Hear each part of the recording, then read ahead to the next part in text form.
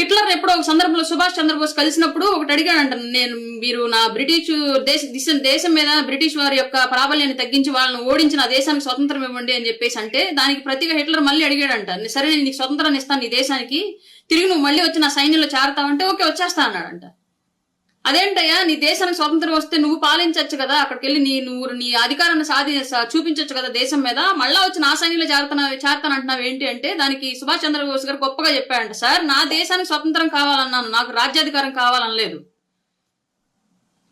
నా భారతీయులు స్వేచ్ఛగా బతకాలి, స్వేచ్ఛగా ఎదగాలనుకుంటున్నాను తప్ప నేను వాళ్ళ మీద పెత్తనం చేయాలనుకోవట్లేదు. నాకు పదవి వాళ్ళకి స్వేచ్ఛ తేవడం వల్ల నాకు పదవి వచ్చి కూర్చోవాలి, నా పదవి కోసం నేను వాళ్ళకి స్వేచ్ఛ తెస్తానలేదని చెప్పారంట. నాకు ఛాతి విప్పారింది పవన్ కళ్యాణ్ గారు ఆ లక్షణాలు ఉన్నందుకు. ఇవాళ పవన్ కళ్యాణ్ గారు మాట్లాడుతుంది అదే, నా దేశం నా రాష్ట్రం బాగుపడాలి, నా పదవులు కాదు ఇంపార్టెంట్ అని. అంత నిస్వార్థంగా పనిచేసే నాయకుడు మీ కళ్ళకి ఎందుకు తప్పుగా కనిపిస్తున్నాడు? రాజకీయ స్వార్థం కోసం దళితులు ముసుగులేసుకొని వచ్చి నాయకత్వం చేస్తున్నారు. మీ నాయకత్వం ఎవరికి ఉపయోగపడుతుందో చూసుకోండి, కులద్రోహులారా, సంఘద్రోహులారా.